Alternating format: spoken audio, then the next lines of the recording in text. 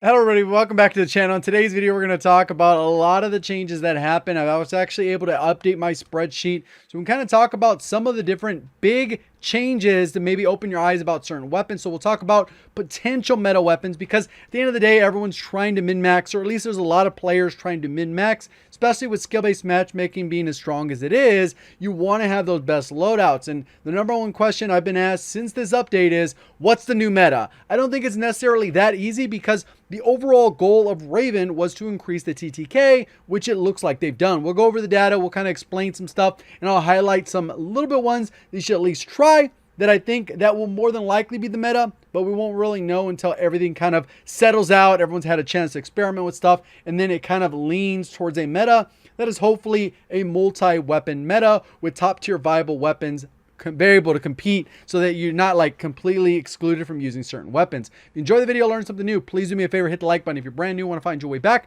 double check, make sure you are subscribed with notifications on. A lot of weapons were changed. Pretty much anything that's highlighted in this blue was something that changed with the game, and they really kind of made it hard for certain guns to be sniper support. That is one of the things that they've kind of drawn back from. So you're kind of penalized a little bit harder if you decide to run a sniper rifle and you are not legit a quick scoping machine at those 40-50 meters. Because ideally you want guns with a little bit better TTK, but they went and nerfed the XM4 up close, so it doesn't have that good TTK it used to have, but they've also nerfed a lot of the SMGs, so they kind of brought them in line. We go through with the AMAX. Now they made it more like a 5.56 weapon where you got all the damage profile the same across the board, except for headshots do a little bit more damage. So instead of having a higher chest damage multiplier, they modified all those numbers.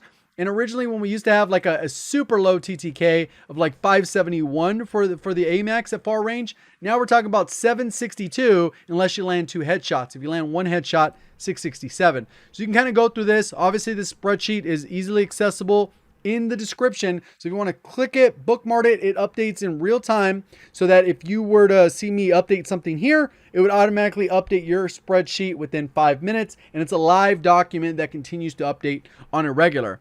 Unfortunately, the kilo didn't get touched. I really wished it would have, because they touched 38 weapons or so. I think it's 38. They didn't touch the kilo. They didn't touch the AN94. They didn't touch the RPD. But this actually makes the RPD a little bit more competitive in the sense that, you know, now you're going to be able to compete with other weapons because everything else got kind of slided on the scale. So we'll kind of take a look at that as we scroll down. I think there's going to be a lot of good options when it comes to the SMGs. They went to town on several different ones, and they removed some of the viability of some of them. Like initially I thought, you know what, AK-74U, it could probably be good. This one you need at least 1 chest shot to get an 8-shot kill of 603. So it still maintains its integrity of a decent TTK weapon. You can see how the damage profile changed, but didn't impact the TTK at all. It more impacted that long range TTK and requires at least 1 headshot to get a 517. So maybe that's going to make up for it, where the AK-74U could actually be pretty good because it's not that hard to get at least 1 headshot, but it's kind of like ends up being a scenario like the Bullfrog where you have to land those headshots to make the gun viable. You need 1 headshot with the Bullfrog to get it down to 559, which isn't all that hard. 3 headshots to get 479. Very rare occurrences that's going to happen. So you kind of have this balancing issue where things are getting really close to about 600 TTK. But then if you land headshots, you're going to get them a little bit under 600 for a lot of the SMGs. And then for the rifles, they're closer to 750, 800. You land some headshots, you get them down to around 700. So it's kind of the overall goal that they talked about, raising the TTK. This has essentially done that with the vast majority of the weapons. And you can see that throughout. And some it made no sense. It's like, why are you nerfing the SA-87? People aren't even hardly using it, even though it's still pretty viable. Now even more viable. And then we had the Milano that got nerfed. So I went through and I adjusted this spreadsheet here. I had the TTKs before I updated the spreadsheet, and then we have them now.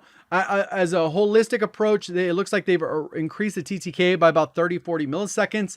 But some of these didn't get touched. Some got slightly better, or it will impact it, and you're going to end up with a TTK more often than you were before, or less often, based off how they change the damage value. So even something as insignificant as 1 damage value and changing a multiplier, that 1 damage also still applies to the other spots, which kind of creates weapons that maybe you would never use before. Like the QBZ now actually has a faster TTK at range than the Krig, the M4A1, the XM4, the AMAX, the C58, but C58, see right here, it's 764. But if we go up to the the C58 right over here, at range, if you get one headshot, it drops down to 655. The slow fire rate makes that big a difference. And more often than not, you will get at least one headshot in the mix, two a little bit less likely. So that's kind of where you get these scenarios where it's actually still pretty good. And that's probably going to be my go-to. I might adjust this spreadsheet to include at least one headshot. I haven't decided because it ends up with all these varying things where you might think the C58 isn't all that good, but one headshot, maybe I'll do a one headshot category where we can line up that column as well. So let me know in the comment section if that's something you'd be interested in so I can go through and add those things, because you can see everything changed. I need to completely overhaul this because those numbers aren't accurate at all anymore. And then you can see for the close range, they pretty much changed everything. That now the Modern Warfare MP5 is pretty good up close. 526, very good. But like I said, a lot of examples like we saw with the Bullfrog, you get one headshot in the mix. Now this drops down to like 580 or whatever it was. So it really makes these scenarios where a lot of things are very close, but it kind of opens your eyes up to maybe other weapons that you didn't consider. PPSH, MAC-10, still pretty solid. Modern Warfare MP5. Cold War MP5 still seem like pretty solid options. Maybe even the MP7's a little bit in the mix if you can get it within its 12-shot range where it has a damage drop-off. So, like, if the weapons are closer to the top on the list, they are more than likely going to be meta, but obviously you got to factor in mag size. Like the AS-Val, it's not popular for a reason, right? Unless you're playing solos. The Kimbo M19s, obviously that's a little bit more niche scenarios. The Psychov full auto is now actually a pretty solid option. Maybe that's what you're going to get off the rip because that actually competes with pretty much every SMG. So you got to make these decisions when you're creating your loadout, but you can already write off certain options. If you look at here and you go, okay, how does the Groza compare? You go up to the Groza and you can see, all right, cool. For the Groza, how many headshots do I need? Okay, so I need 3 chest shots to get this 637 TTK. And if I land those mostly chest shots and I get one headshot in the mix, it'll bring the TTK down to 557. 557 now ends up being very competitive. They made a lot of these scenarios where it gets a little bit more alternative choice, like how good is this weapon? But they've essentially worsened a lot of the guns, but at different rates and at different values depending on how many headshots. I know this is going to sound confusing for some people, like what the hell, all these numbers are a little bit much. But it is what it is. At the end of the day, this creates a little bit more broader and open meta where other weapons that maybe you didn't consider using before, like the QBZ, could be meta. I don't think it will be because I think the C58 is still going to be the go-to because most people will get one headshot in the mix, which will make that number drop sub 700, which essentially drops it up here with the Farah, the Stoner, the RPD, which is still pretty solid, the PKM, the Bruin, the Milano, which is still pretty solid. If we go ahead and sort these TTKs here, so you got a good idea of what that looks like, you'll be able to see right here, if we sort by W, boom, you can kind of see how those line out. So overall, a lot of good options, stuff to experiment with. I wish I could give you a definitive answer. Use this because it's the best, but it's still too soon. But I did want to give you at least a nudge in the right direction so that when you're thinking about, hey, what do I want to try? Let me try this. And then you go back to the old school method of finding out the meta. If you decide to use the QBZ and you feel like, damn, I got outgunned by the Farah, try the Farah. Using the Farah, you get outgunned by the C58, which I think is going to be the meta. C58, because I used it last night after the update and that thing still slaps. And I feel like you're getting that lower TTK a little bit more consistently, especially if you're a skilled player, even after that recoil nerf. So I think for sure the Farah and C58 are still going to be up there. QBZ might kind of sneak in a little bit. Groza had a little bit of a recoil change, so maybe that's going to be viable because it has a very good fire rate. There's a lot to consider. But I think where it's going to be a little bit weird is the SMG category. I might just go Psychov full auto because that's pretty solid. They're easy to use. You get an 80 round mag. Your mobility sucks, but it's kind of how you got to do.